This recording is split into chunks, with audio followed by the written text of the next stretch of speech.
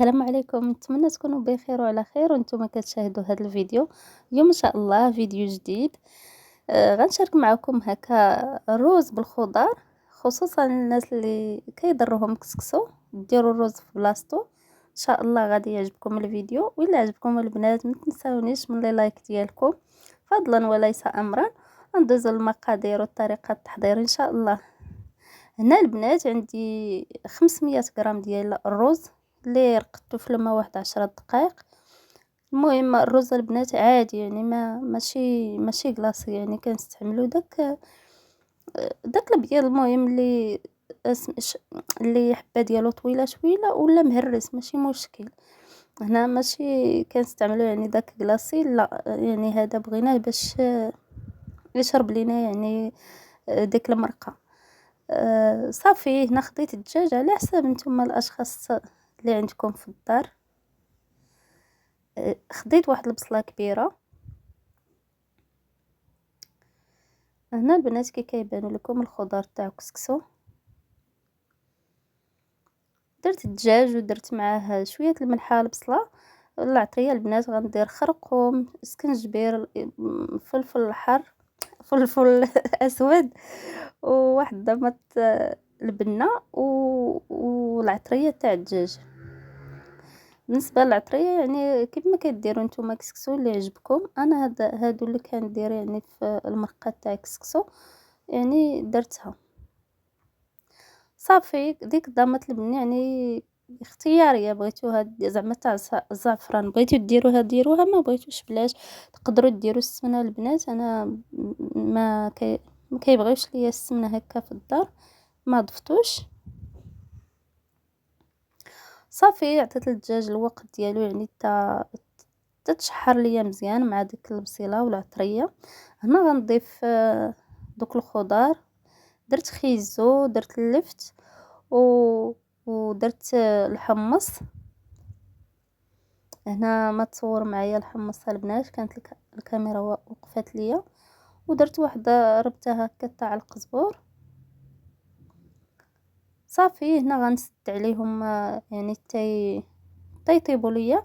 بالنسبه للرز البنات درت انا نص كيلو واحد جوج زلايف، ودرت معها تقريبا 4 زلايف تاع الماء، وكنخليها يعني هذاك الرز يطيب واحد 15 دقيقه. هنا من بعد 15 دقيقه لقيته يعني راه طاب، ولكن يعني ما تعجنش. غنغطيه، غندير فوق منه واحد المنديل هكا ولا شي فوطه، وغنخليه عاوتاني 10 دقائق يعني حتى يبرد شويه. عادي غنخويه هنا البنات نخويه هكا فشي قصريه باش يبرد ليا. كي كتشوفوا البنات راه طاب، كيبان لكم بحال الا تعجن، ولكن هو راه يعني دغيا كيتحل. بالنسبه لهاد الطريقه يعني كتختصر لينا ديك الطريقه باش تفوري شحال من مره. هاد الطريقه يعني سهله، كديروا ليه بحال نص طيبه ولا فايته شويه نص طيبه. يعني هنا غير غنفور واحد التفويره، غنخليه هكا، كنخليوها البنات يبرد يعني يشرب ليا ديك الزبده. يعني غنخليه حتى نبغي نسقيه هذا زعما نحطو عاد هذا غنفورو. بالنسبه للدجاج هنا راه طاب ليا، حيدته. غنضيف دوك الخضر اللي بقاو، غنضيف القرعه هكا، قرعه حمراء، ونضيف هاد قرعه خضراء حتى هي، وكنضيف واحد مطيشه كبيره. هنا طحنت واحد مطيشه كبيره، وضفت واحد شويه الملح. صافي هنا البنات يعني خليت دوك الخضر يطيبوا ليا، ما بقيتش سديت عليهم، يعني خليتهم يطيبوا غير عادي في الكوكوط. صافي هنا غنمشي نفور هاد الرز، يعني نفورو بما يطيب ليا دوك الخضر. صافي هنا البنات من بعد واحد 10 دقائق هكاك من اللي فار ليا غنحطو في الطبسيل ديال التقديم.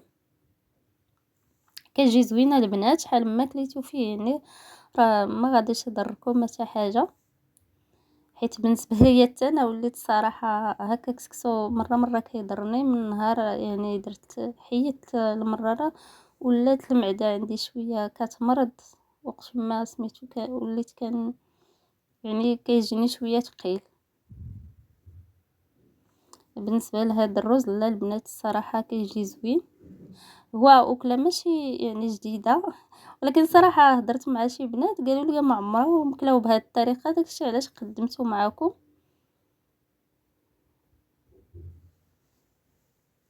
كنتمنى يعجبكم هذا الفيديو.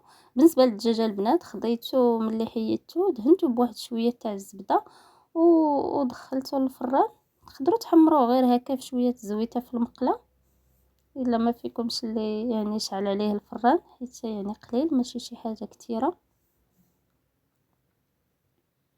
صافي هنا يعني كنحطو هكا. كنتمنى الفيديو يعجبكم البنات، ولا عجبكم ما تنساونيش البنات من اللايك ديالكم والتعاليق.